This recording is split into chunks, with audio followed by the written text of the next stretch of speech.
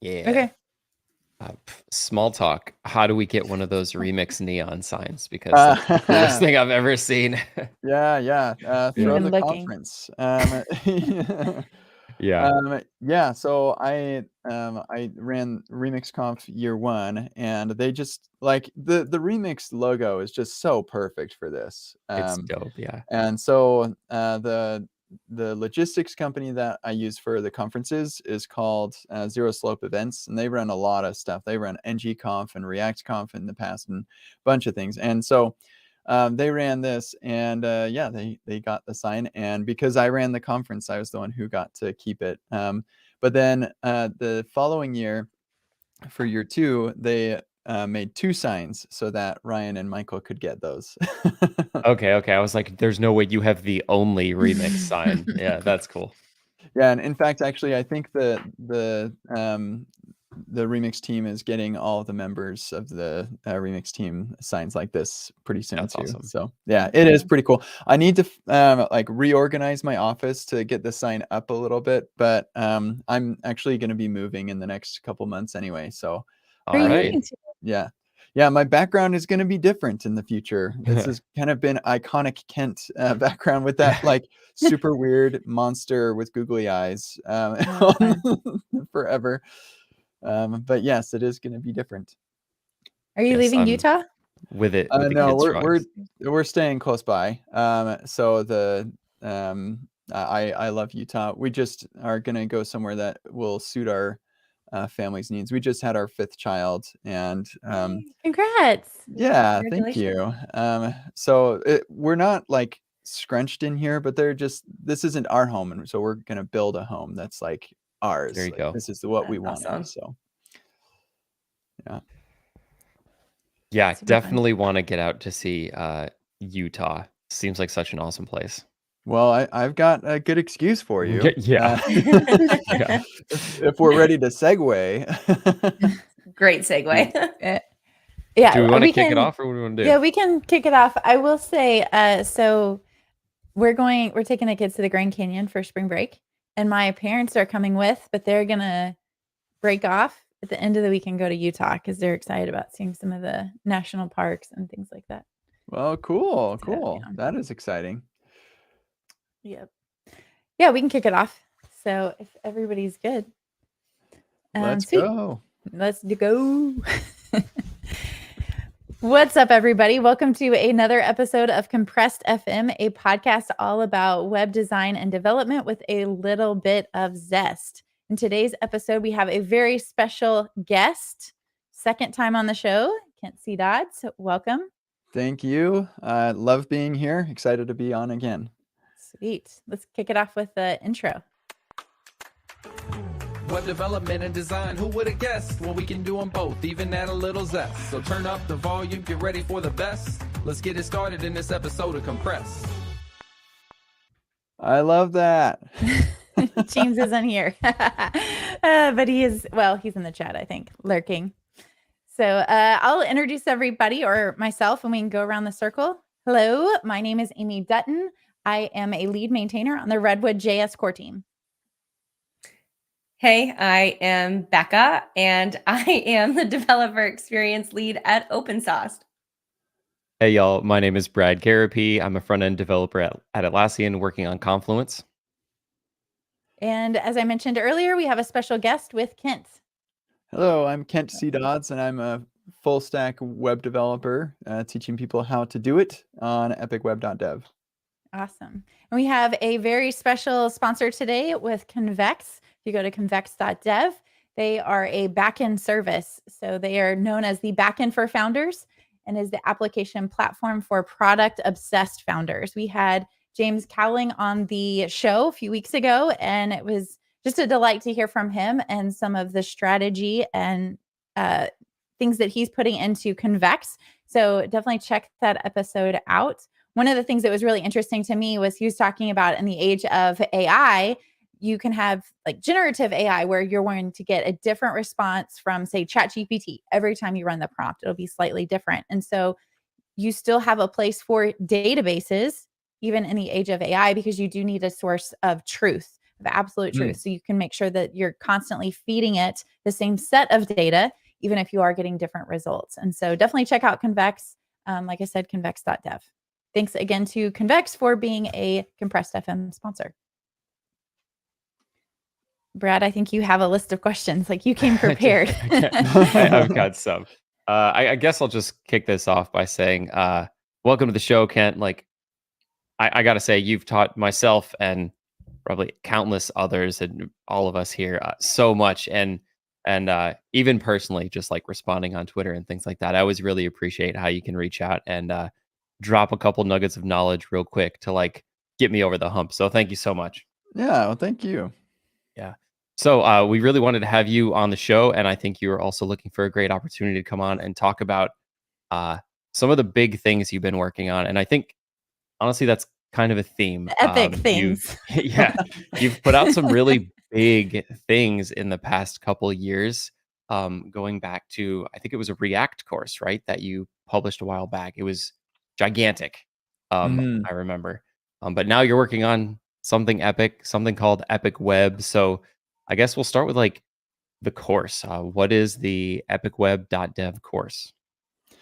Yeah, well, so in a couple of years ago, when I wrote my 2010 in review, my 2010s in review, so that decade in review blog post, it's very long. I wrote a lot about like, and that was the decade where I entered the industry. Like at the beginning of the decade, I didn't know exactly what I wanted to do, and by the end, I launched Epic React.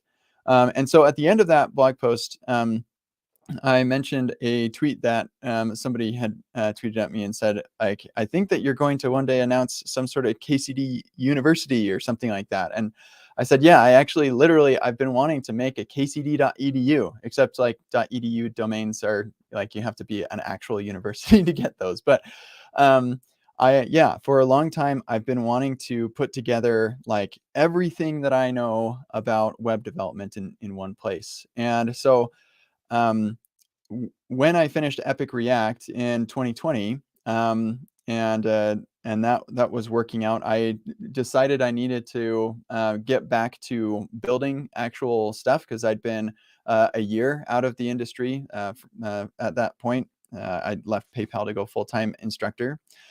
And so at that same time, Remix was created. And so I rebuilt my website using Remix.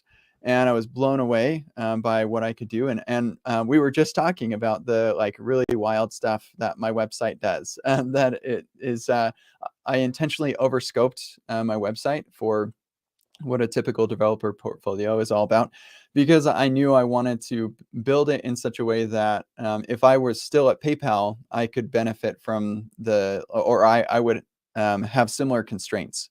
And so I wanted it globally distributed and fast wherever you are in the world, and global distributed database and authentication, all of that stuff. And so I put that together with Remix, and I realized a couple of things. First, that Remix was still pretty early for me to teach something as epic as I was planning. So like an epic Remix wasn't really ready, but also that this was the solid foundation I wanted to build stuff on. And so I talked with Ryan Florence and Michael Jackson, and they had me jump on board with them as the director of developer experience, so I could help get Remix to a point where I could produce the epic series of workshops that I was planning. And so I was with Remix for about 8 months. In that time, I ran RemixConf and a number of other initiatives like getting meetups going and helping with getting the Discord and doing some of the docs and stuff like that. And then Remix got acquired by Shopify, and I thought, okay, I did what I came here to do. Now let's go back to the full stack web development course I want to do. So that's where Epic Web came from. Was at the end of 2022, I left Remix and started working full time on what this thing would be. And so I put together. Well, this is kind of getting to be a long story, but I'll shorten it, and we can go in detail if you want. Yeah.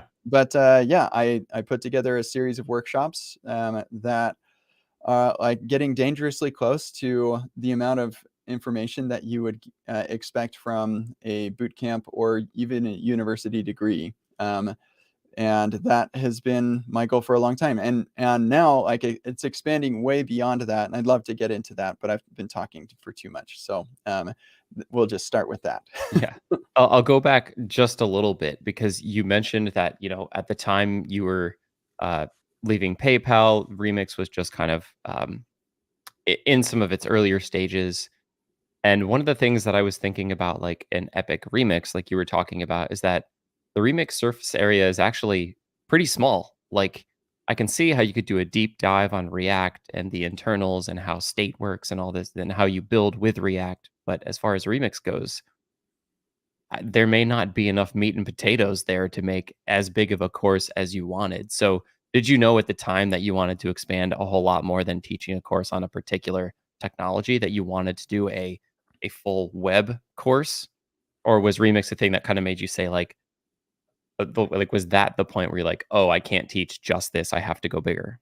Oh, good question. So yeah, um, I originally was planning on Epic Remix, and if you go to epicremix.dev, it actually redirects you to Epic Web. Okay. And so I was planning on doing something that was Remix focused, Mhm. um, but I realized that that wasn't epic enough for me, and I wanted to also teach something that would benefit people regardless of whether they end up using Remix in the future as Yeah. well. And so I realized that Remix was just one of the many tools in my tool belt as a full stack web dev. I would like Remix is just as incidental as Prisma or Yes. Tailwind CSS or TypeScript. It's just one of the other tools. So that's why I pivoted from Epic Remix to Epic Web, was just to broaden the usefulness, and also to like before I would teach, here's React, but then there's this whole other part of application development that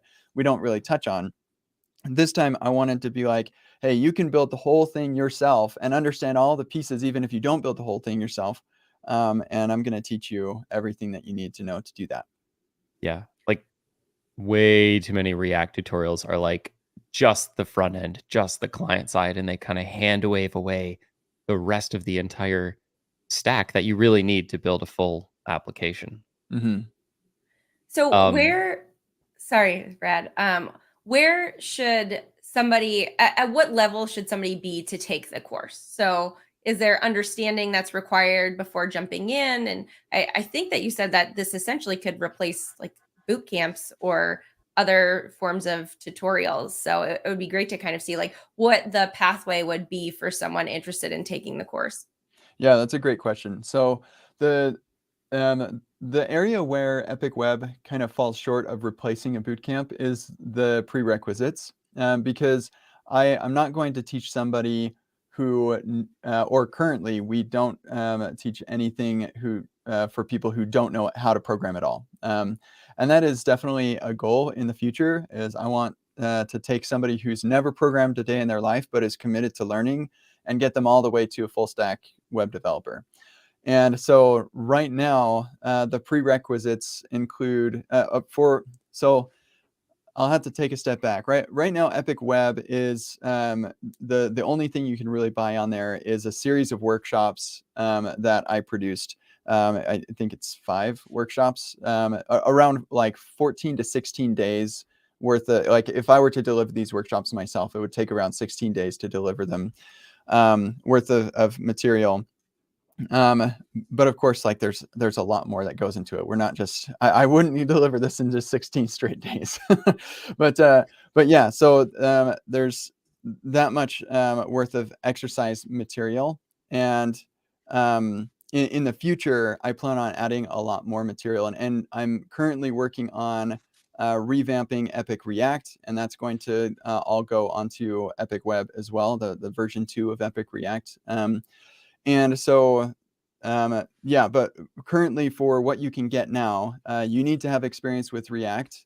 Not a lot, but definitely some experience with React. And that implies some experience with JavaScript. Also, some experience with TypeScript is useful.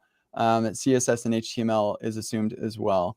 And a little bit of experience with Git, so you can like do a pull and stuff like that. So yeah, there are, and also a little bit of experience with Node as well. So if you have some like rudimentary experience with those technologies, then you should be well suited to get started in this course. Even if you are well experienced in those things, the material in the course will go deeper than you probably have gone before. And so anyway, that's where it's at right now. And we're actively adding a lot more to the platform as well. You go really deep into like HTML standards and browser APIs and things like that. What is something that you learned while you were trying to put this content together? Oh man, I've learned a lot. So one of the unique value propositions of Epic Web is the way that we deliver the material through what I call the workshop app.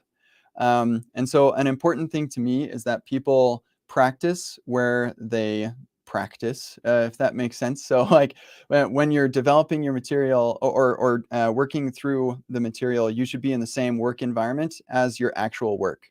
And so that means like your own editor, and you're actually running terminal commands and all of that stuff. We don't do any in-browser things. And which those things are cool, but to me, I think it's valuable for you to be using the same editor development environment that you develop with. And so the workshop app itself has been an enormous learning ground for me, because it is, I actually, when I give the workshops, one of the feedback that I get from people is, I want a workshop on how you built this workshop app, because it is, it's pretty complicated, integrates tightly with your system. So it'll open up specific files, like the files you're supposed to work on. It opens that up in your editor. And like when you're going through the self-paced workshops, there will be videos inline as you're going through things. So you're like, oh, okay, now I watch this video and now I'm going to do these exercises. There's a diff tab that'll show you the difference between what you've worked on and what the solution is. And there's real-time stuff in there too. So lots of really interesting things. So anyway, I don't know that that was quite your question, but that has been a big learning ground for me for playing around with a lot of cool and interesting things. As far like most of the stuff that I'm teaching on there, I don't typically learn something just so I can teach it. Normally, I'm teaching stuff that I practiced and learned in the process of building my own website or other things. Though there are some things that I found as I'm teaching stuff, I have to go deeper than I typically do because I want to make sure I understand all that stuff. So I would say that I understand a lot more about authentication than I did when I started, because I decided, you know what, I want to do two-factor auth in this, and I've never done that before. So I had to implement two-factor authentication as an example there too. But yeah, most of the stuff that's in there was just knowledge that was already in my head, and I wanted to teach people. Yeah, I saw a hot take tweet where you said everybody should build their own auth. Yeah, I think they should. So whether you do that in production at your company and that's how you do authentication or not, that's gonna, there are arguments to be had for that, but you definitely should build it yourself so that you know what those auth services are doing. And so I would say, like, once you've done that, you'll realize, oh, we actually like, this is pretty good for what we need, and I don't want to spend all this money and worry about data migrations and stuff by using a third-party service. So yeah, you should build your own auth. There's a couple of Redwood startups that have found themselves in a hard position where they've leaned on a service. There's nothing against the service. It served them very well. But then all of a sudden they've grown and they have tons of users and they're like, we can't afford this service anymore. And then trying to migrate all of that data securely is an interesting problem. Yep. Yeah. So if you do use a service, I strongly advise against storing any of your like user data in that service. Your user table should be in your own database, because yeah, those services are very expensive. They're just they charge per user, and so like you've got to they're eating into your user margin. It's not good for sure. So you touched a little bit on the workshop app. What stack are you using with that? Because I mean, yeah. I'm using Those the are Epic questions stack. we love to talk about. Yeah, yeah. So the stack I'm using is the Epic stack, with some pretty like significant differences. So we don't really have a database, like we sort of do for when you're authenticated. We authenticate your device, not the browser, because you're running in localhost, and and yeah, so it makes more sense to authenticate the device, which poses some interesting challenges and stuff. And we have like some preferences that you're setting and stuff. I literally store that in JSON files in your home directory in a dot file in there, or a dot folder.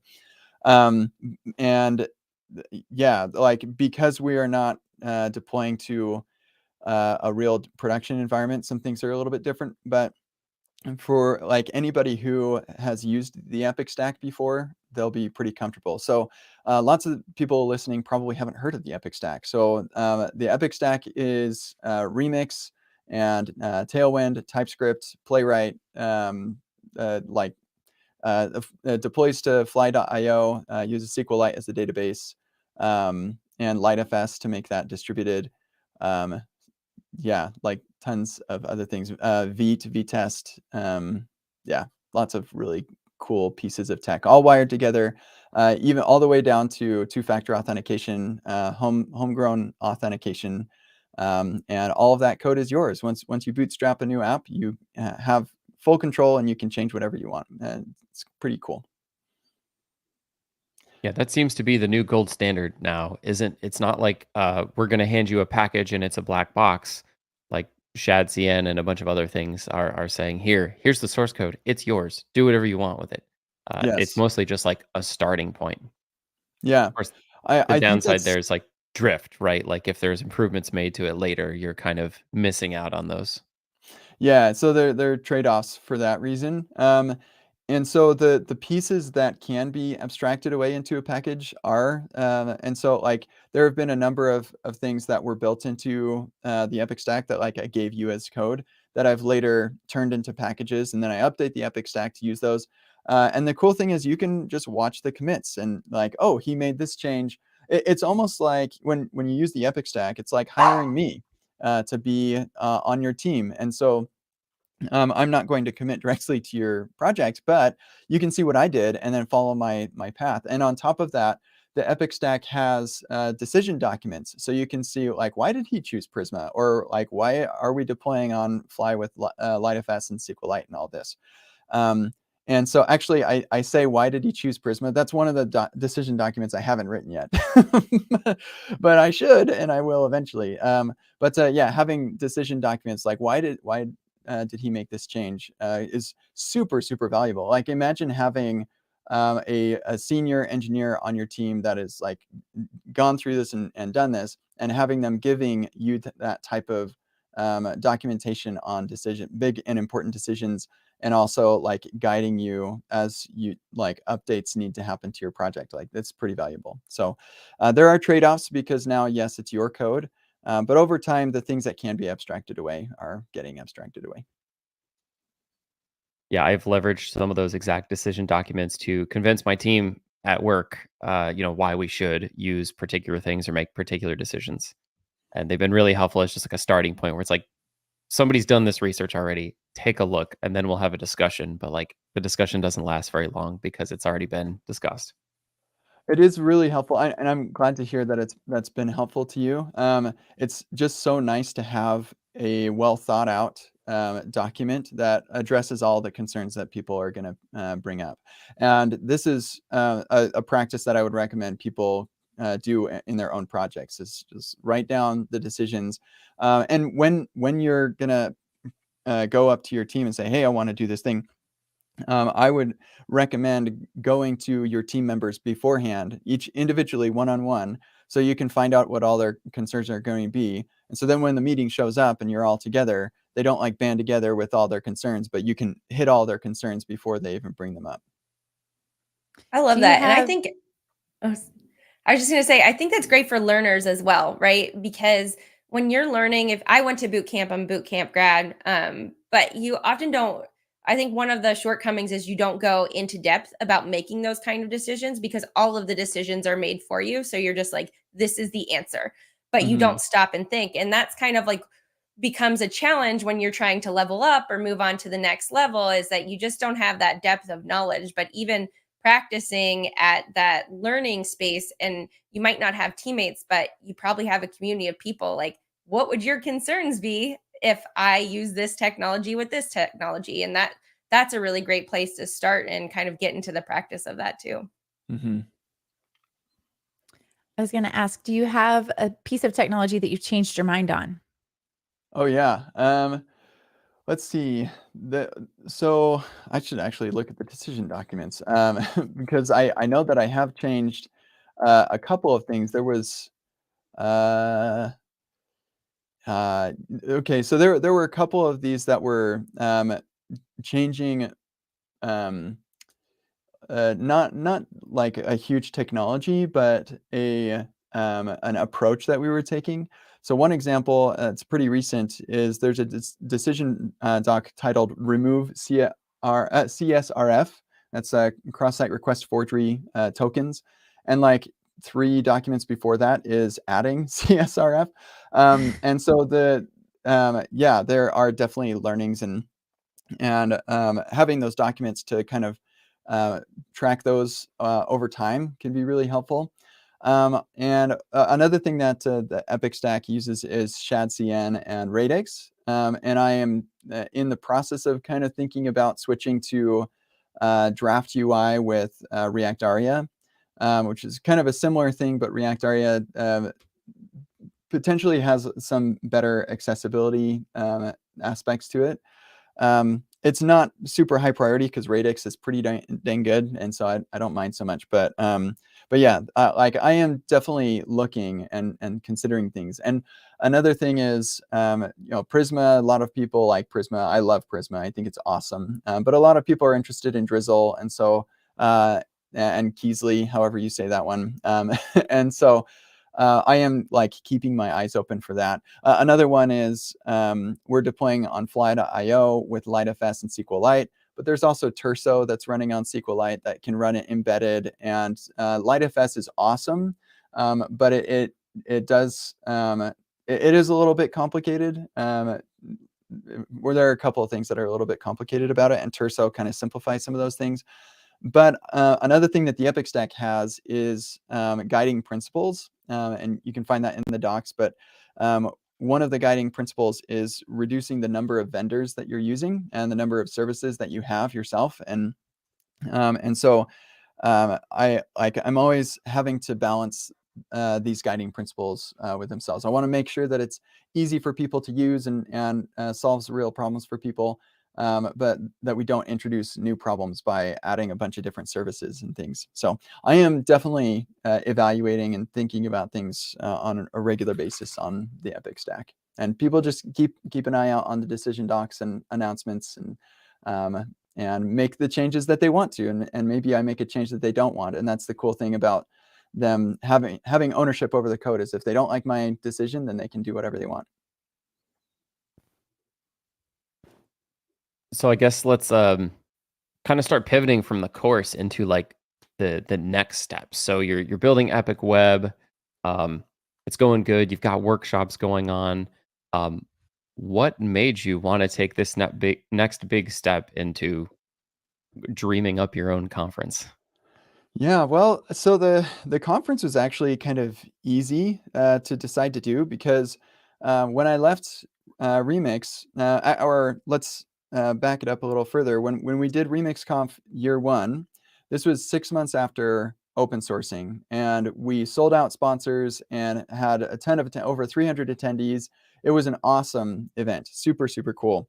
And this is like, for a lot of people, was their first event after COVID. And so like I was blown away by how good of a reception we were getting. And so leading up to the conference, I said, hey, we should announce the next year at this conference. And so we planned it. We got a couple sponsors to agree to sponsor the following year.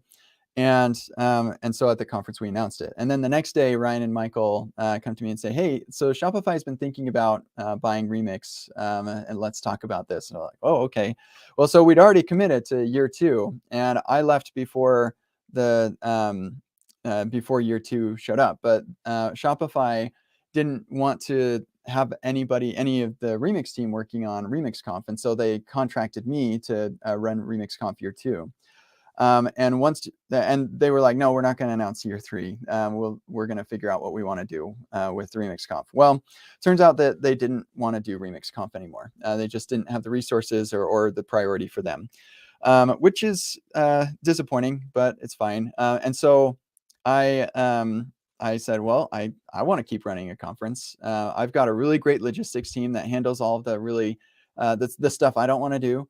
And so when I launched Epic Web, I said, I think I could probably make a conference for Epic Web. And it's not just come and learn everything that you can learn on Epic Web at this conference. It's like the web is epic. And I think that it'd be really cool if we brought a bunch of really awesome people together to talk about how great the web is and the cool things that are going on. So yeah, so the leap to a conference wasn't terribly difficult, but I will say that year 2 of RemixConf was way more challenging than year 1. 2023 was a very, very hard year for all conferences. Sponsors were dropping. Like most or a couple of the sponsors that I had committed in 2022 had to drop out for 2023, and so it was very difficult. And luckily, Remix was owned by Shopify by that point, and so they just picked up the bill. But I could not pick up the bill for Epic Web Conf. Like, I am an individual. I'm not a multi-billion-dollar company. And so I did reach out to a bunch of sponsors ahead of time and say, hey, would you be interested in sponsoring? I'm not sure I'm going to do it, but like, would you be interested? So it was kind of a big decision, but I've done it before. And I know that I can have success doing this. And like, if you just look at the lineup of speakers we have at Epic Web Conf, it is pretty dang good. We've got some really, really awesome people coming to Utah for this. So I'm super stoked to have all these people coming to the conference, and I hope that everybody else comes too. Yeah, the speaker lineup is ridiculous, and you really cover the gamut of topics. Is there like a kind of like a guiding principle for Epic Web Conf? Because it covers a lot of stuff. Is there anything that it doesn't cover, or is there anything that the conference isn't about, and then at the same time, like, what is it about? So the web is a big place. Yeah. So originally, my thought with Epic Web Conf no, it still is this. I want to give people with all of Epic Web. My goal is to give people a curated experience where the advice that they're given does not conflict with each other, right? So like I don't want epicweb.dev to turn into something like egghead.io, where you've got Egghead is great, but you've got just a bunch of different instructors who are all giving their own advice, and that's very helpful. And some things connect with people, and other things connect with other people. But Epic Web is not going to teach you Next.js, for example. I'm not going to put that on there because I teach you Remix, and you would not use those two things together unless you're migrating from one to the other. And so it's confusing, and I'm just going to teach you one way that will work for like 99% of the time. And I'm not going to make you feel like you have to now make a choice about which is which.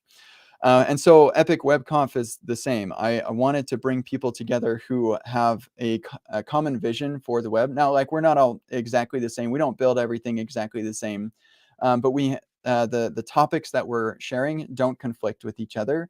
And you can use all of the things that we're going to be sharing on that stage in a way that addresses whatever needs you have for the web. That doesn't conflict with each other. So yeah, I handpicked all of the people who are on that stage. I didn't do a CFP. I think I'll do a CFP in the future because it's like people come out of the woodwork that you might not have known. But yeah, so I picked all of these people. I knew that they were going to be the type of people I want on the stage. I didn't get everybody I wanted, but I did get a lot of really awesome people. And so yeah, like I said, there's probably not going to be anything about other frameworks on that stage, because that is that like we're going to be consistent. It is not a Remix conference; it's a Epic Web conference, but Remix is a big part of Epic Web. But also at the same time, it's not Remix exclusive. So if you're building a Redwood app, you can definitely learn from what Una is going to be talking about with what's coming down the pipe with web platform standards and stuff. Or like if you're even not building a web app, you can learn a lot from what Scott Hanselman has to share about AI taking our jobs and like what we're going to do to use AI effectively. And so that's kind of the goal, is to have a broad appeal for web developers, and also a consistent message.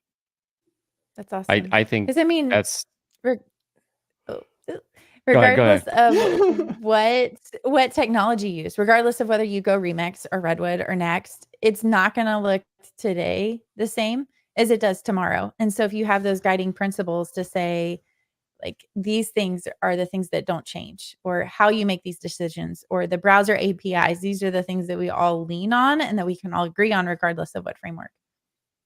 Mm-hmm. Sorry, Brad, go ahead. No worries. Yeah. I think it's so understated to have like a cohesive vision for all the speakers. And it kind of gives me like Laracon vibes a little bit, where like not necessarily that it's anchored to a particular technology or framework, but in a sense it kind of is. But really what it's doing is it's giving you like, this is the conference's methodology for building on the web, and everything that you're going to hear today is in support of that. And so I actually think that enhances the learning experience, because when you leave, you do kind of have one track to follow. Mm-hmm. Whereas if it's a polyglot conference with multiple different languages or technologies, you leave and your brain is getting pulled in 18 different directions of things that you have to research when you get back home, and you have to learn. And sometimes it's almost overwhelming, because you leave a conference and you're like, wow, I don't know so much. Whereas maybe if you come to Epic Web Conf, you actually advance your knowledge, because everything you've been hearing about is pushing you towards kind of like one goal, one end goal with a good vision. Mm-hmm. And then you can come back and look at, let's say, the Epic Stack source code and say like, everything is reinforced here. And so it's kind of like this really nice circle of, I learned something at the conference, and now I can go back and have a reference implementation and keep advancing my knowledge and proficiency further. Mm-hmm. I think that also the approach that you're using kind of curates the audience that's coming to the conference, right? Mm-hmm. And by doing that, I think that it's more likely to create an intimate community of people that are willing to have good conversations and to make connections and to go beyond that. So in some ways, I think it goes a long way to continuing the conference with the growth that you see in the community. Yeah, like we're like-minded developers who are doing similar things to each other. And well, like, you want to avoid stagnation, and like we want to keep our head up out of the ground, like I was talking about earlier. I think that there's a lot to be said for consistency, and especially when there are so many ways to solve the problem, and all of them will probably work out just fine. There's a lot to be said for just choosing one and sticking with it, and seeing how far you can take that one solution. Because that's the entire premise of the Epic Stack is, I've made all these decisions for you. I don't know what your app is, like what you're planning on building, but I'm pretty sure it's going to, like, all of these decisions will apply to your app. I'm like 80% confident that you're not going to have to change much at all from the decisions that we've made in this app. And so Epic Web is all about that as well. And the conference is about that too. So. I feel like you're practicing three distinct skill sets here, right? Like you have coding, you have teaching, and you have conference organization. And those are all very different things. So like, number one, do you sleep? And number two, like, what are the biggest Right. things in doing all of the things? I missed the last question that you asked. What are the biggest pain points in being able to do all of the things? So my something that I found in myself is that by making commitments, I'm pretty good at keeping my commitments. And so I do protect my commitments pretty closely. I'm not going to commit to something I'm not going to do. But by committing to things, I make myself do things. And so by scheduling the conference, well, okay, now I just gotta make myself do that. I'm in the middle of giving a 5-week, 10-day workshop series. Right now, I gave the second workshop yesterday, and not all of the workshops were totally done. I'm like still writing instructions and stuff, but I'm making myself do that because like people actually gave me money. I've got to make sure that this happens. And so like a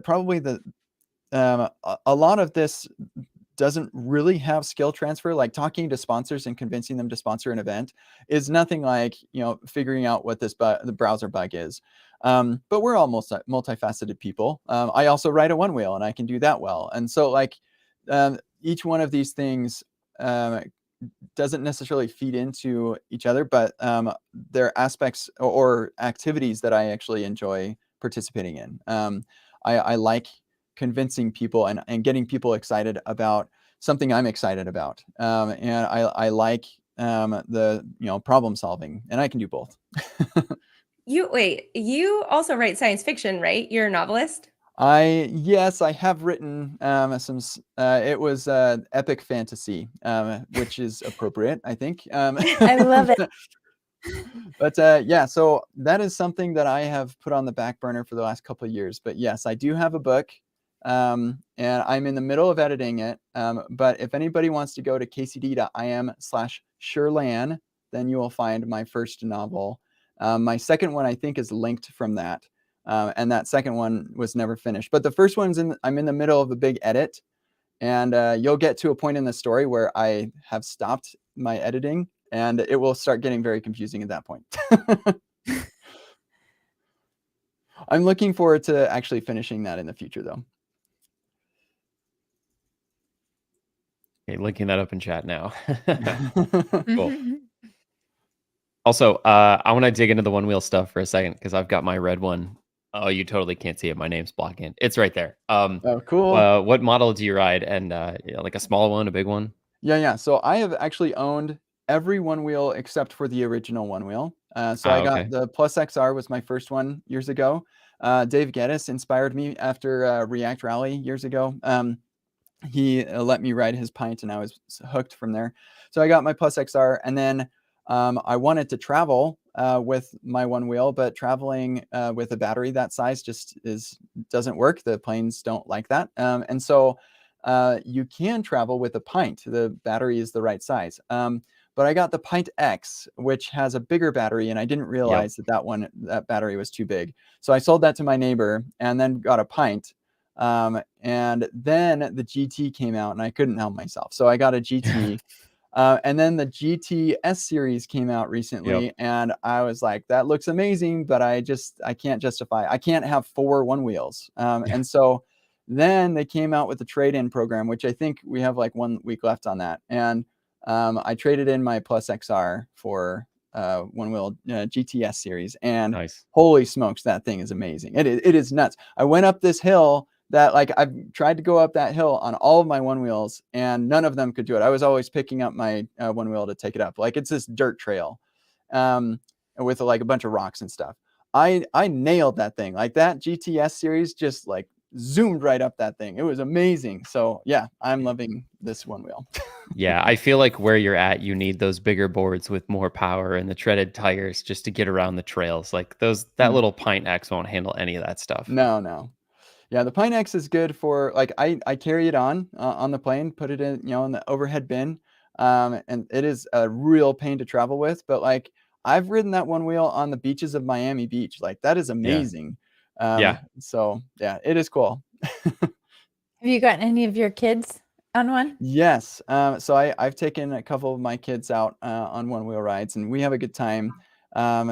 They're not quite old enough. Like some of them aren't heavy enough to engage the one wheel to get it going. So yeah, but I'm looking forward in the future to go on one wheel rides with them.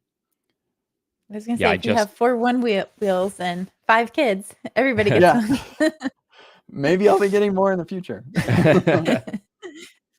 Yeah, I just hit the point where my kids can ride bikes now, and so it's like I'm on the one wheel, they're on the bikes. We're going around the neighborhood. It's like so much fun. Yeah, Oh, that's perfect. We do that a lot.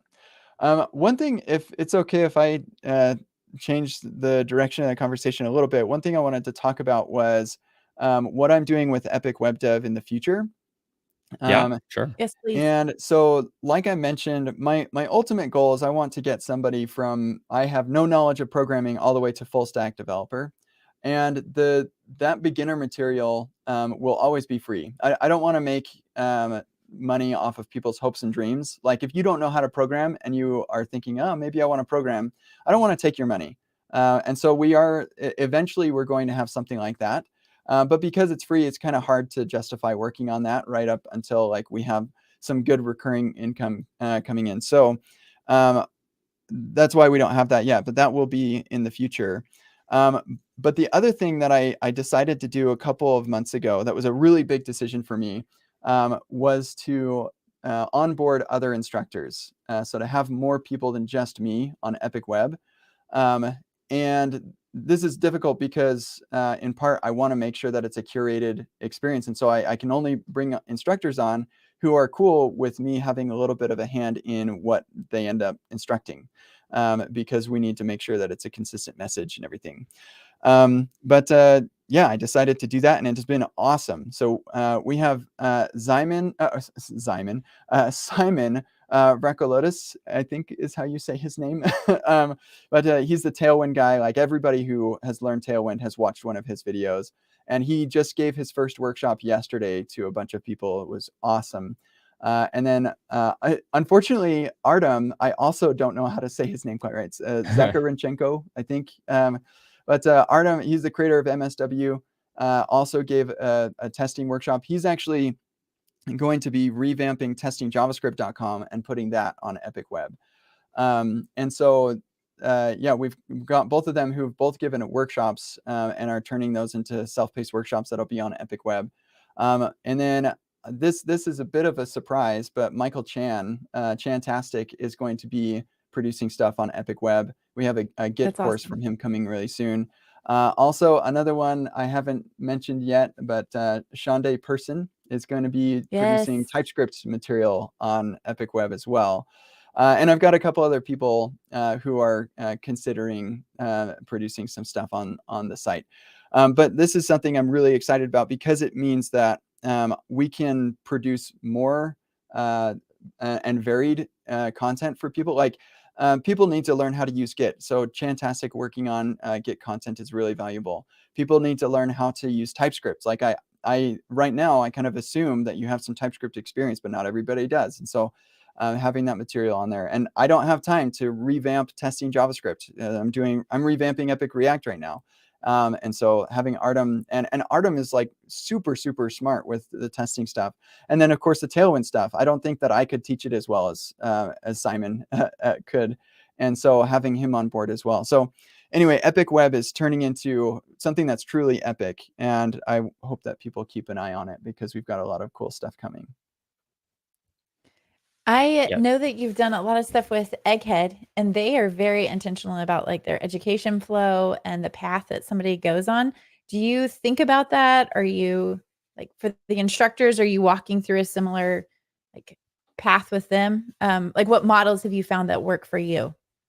Yeah, you mean for the instructors or for the learners? Like, so kind of both. So I started down the path of talking to them about content, and I think that Joel and his team do a fantastic job of saying, in general, this is how people learn. And a lot of times when you're watching YouTube videos, there's a bunch of fluff added in. And so they're very like, make it as succinct as possible. Get to the point. We want like 2-minute videos so people can find what they want. What is it that you're trying to communicate? And they do a fantastic job of really trying to hone that in. And I've found that a lot of times you kind of use a similar methodology. Like Joel's written on, I think his site, Badassery, about his process with Matt Pocock and talking about like run workshops first, validate the idea, work through the material, make sure that you are really good about how you're guiding people, what questions they're asking and doing all these things, and then go on to create the material, then record the courses or the exercises and things like that. So I was just curious if you had like a similar success strategy or checklist or whatever that you use to develop content. Yeah, absolutely. So with the instructors, I am their mentor as they come into things, and because I have a bit of an opinion on how things are taught and what is taught, I'm like very close to helping guide them in the way that they're producing their stuff. Joel and I came to these kind of decisions on how to put this stuff together. Like I've been teaching on Egghead. That was the first platform I started teaching on, and I was like instructor number 12 on Egghead years and years ago. And Joel and I kind of developed these opinions and these practices for over the last couple of years of how to effectively develop the material. So yes, we absolutely validate the material with the like you actually produce some free content and see if anybody is interested in those things, and then you turn some of that into workshops. And once people start putting up money, then okay, like people are actually interested in this, and then those workshops turn into self-paced workshops. And the workshop app, it very much facilitates the type of teaching that I want happening on Epic Web. And so, yeah, it's a very guided process for each of these instructors, and I have to be very thoughtful about who I decide to start producing this material, because yeah, it's a pretty big investment on my end to like review their articles, review their material, all of that stuff, to make sure that it is at the level of quality. But having people or the instructors deliver the workshops ahead of time is really, really great practice for validating the material. Mm-hmm.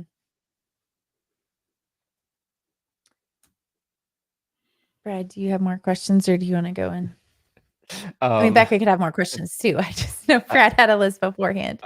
I think I've got one more question. Okay. So going back to Epic Web Conference, it's being hosted in Park City, Utah. Talk about why you picked the location, what makes it awesome. It's a place I would definitely love to visit. Seems gorgeous out there. Yeah, absolutely. So RemixConf was in Salt Lake City 2 years in a row because I live here, and so does my logistics company, the Zero Slope events. They live here as well, and one of my favorite conferences ever is React Rally. They just do a fabulous job over the years, and Zero Slope has run those.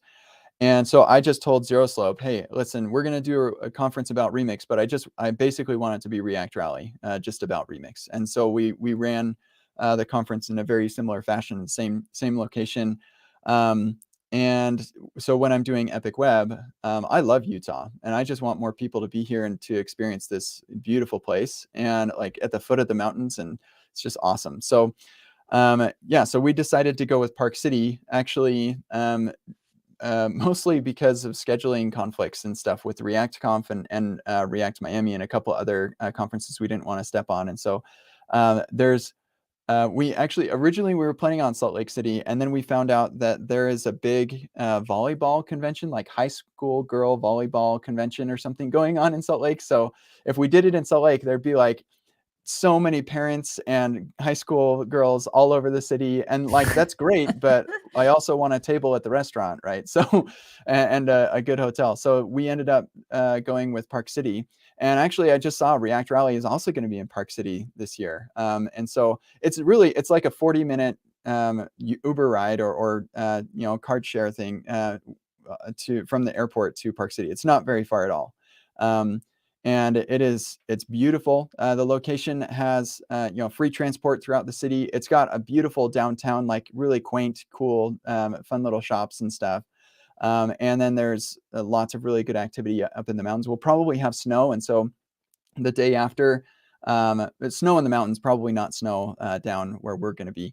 But like the day after the conference, a bunch of us are going up skiing and snowboarding, which will be super fun. And if you want to go hiking, there's probably going to be areas that are not covered in snow that you can go hiking as well. So yeah, it's a beautiful area. I want more people to know about it because it is just fantastic. Beautiful. Like what a breath of fresh air from like every other tech conference in San Francisco or whatever. Breath of fresh air, like literally. So Yeah. that's awesome. Pick some plugs. Yeah, I can. We can move into the next segment, which is picks and plugs, where we pick something that we like and plug something else or generally something we've done or whatever. Sometimes I feel like picks and plugs are the same thing, but pick is usually something that we bought or something else. Plug is something usually more personal, but it could be 2 picks or 2 plugs. Sounds Does good. somebody want to go first?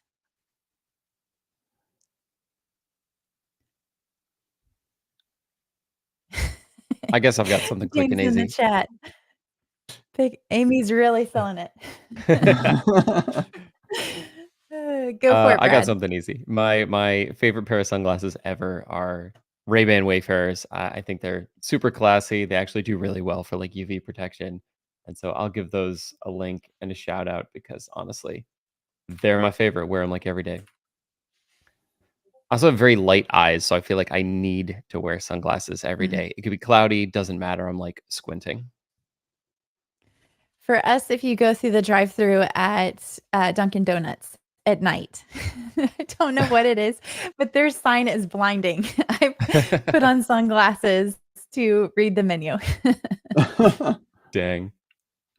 What about plug a plug or a second pick? Twitter. Find me on Twitter. I always love talking to everybody. That's how I meet most people in web development is on Twitter. So you can find me at twitter.com/bradgarropy. Awesome. I Becca, can do you go have one? next unless Go for Becca. it, Kent. Go for it. I'm Yeah, just you can go, messing Kent. It's everybody fine. up. Okay, so my pick is Brandon Sanderson. Just everything that he writes is gold. It's amazing. And he's actually he lives 1.5 miles away from me, actually. What? Super cool. And I had him sign my laptop once, and it wore off. But yeah, super cool. Really, really amazing epic fantasy books. Also, lots of really good sci-fi, and he's extremely versatile and very prolific. I don't know of any author that is as popular who is as prolific as he is. And he actually holds the record for the most money made in a Kickstarter and a backer kit. He's actually running a backer kit right now that is at $16 million backed, and his Kickstarter was at like 42 million. Just people love his stuff. I love his stuff. It's amazing. So Brandon Sanderson for sure is my pick. And then my plug is going to be Epic WebConf. I want people there. epicweb.dev/conf, April 11th in Park City, Utah. It's going to be awesome. If nothing else, you should at least go to the site and subscribe to the YouTube because we're going to live stream, and that will be free. So enjoy these amazing speakers. But the only way to rub shoulders with these people is to come. So I want you to come. Awesome. Yeah. All right. Can I ask a follow-up question? Sorry, Becca. Yeah, sure. Are you like a Mistborn series? Yes, or that's just where like I got my anything? start with Brandon Sanderson. I've read all of his Okay. books now, but multiple times. But Well, and I didn't realize his involvement with the Wheel of Time. yeah. So- Okay, so I haven't read all of his books. I never got. Okay. I started through a Wheel of Time, and I got to like book 3, and I just I can't do this anymore. I just it didn't capture me like his books did, and so Mhm. I can't just read the books where he finishes that series because Yeah. I need to get to where he gets to. So yes, I haven't read all of his books, but I've read Okay. almost all of his books multiple times. Yeah. Very cool. Okay, sorry, Becca. No, that's okay. My oldest watched a bunch of Brandon Sanderson's videos on world building. Oh, And yeah. he loved it, learned so much from it, and now has like an entire fantastic world built in his head. So Yeah. So I also watched those in when I was writing my book. And so yeah, my book is very Brandon Sanderson inspired, for sure. I'll go. So I'm gonna go with my desk snack. So if y'all have snacks on your desks, this is my go-to, which is new Primal Buffalo Chicken Stick. So if you're looking for a new healthy snack, there you go. And my plug is going to be, so we're at Open Sauce launching a new feature on Tuesday. And so just that's my plug. If you're around on Tuesday, follow us on Twitter. We're Sauced Open over there, but opensauced.pizza everywhere else. Very cool. So I'm going to pick a book called The Artist's Way. It's a very old book. Okay, good. See a nod. So this is like their 30th anniversary edition. Somebody recommended it to me. And I would say, even if you don't consider yourself like an artist, it's been so great just reading through it. So the way that it's set up is it's like you read a chapter a week, and there's 12 weeks that you go through it. But there's different things and exercises it gets you to do to think about stuff differently. So one of the things it talks about is like writing long form journal pages every day, which I used to do a long time ago, but over the last 10 years with kids and everything else, I've not done. But I've been really diligent and committed to it the last 2 weeks. And I've just been amazed by the amount of clarity that it gives me, the ideas that I've had, the way that I've been able to think through and process stuff has been incredibly helpful. But there's other things like questions that it asks in terms of like, what are blocking you? What are things that you aspire to do? And so it's just been really good for me over the last 2 weeks to reflect on that. So I would say The Artist's Way. Becca, have you read it or worked through it? Yeah, I have, but it's been a while. Yeah. It's like, I was surprised that it's been around so long. So that's, like I said, this is the 30th anniversary edition that I'm reading. And then I'll plug, what am I going to plug? Oh, so I have been doing the 2-week builds, and I'll include a link. But that's been really fun. You can go ahead and go to the website. You can still, I was going to close it off and I haven't closed it off yet. But I'll probably run it again in April. But I'm working with a group of people. We're all doing individual projects. The rules are really open-ended. You just pick something that you want to build and you build it in 2 weeks. And so it's been really fun to see people post their updates. It's been a good, healthy challenge for me to push through and have something to ship on March 14th. So anyways, come join us. There's a Discord where people are sharing the progress they're making. So it's been fun. I love that idea. I think that's awesome. Sweet. Well, Kent, thanks again for joining us. It's always a pleasure to have you on the show. Thank you. I really appreciate you giving me some of your time, and hope that it was helpful for people listening. Awesome. If you are listening to the audio version of the podcast, please leave a rating and review in your podcatcher of choice. This just helps other people be able to find the show. And until then, that's all we got. Bye, everyone. All right. Bye. I'm just going to go ahead and end the stream. Quick and abrupt.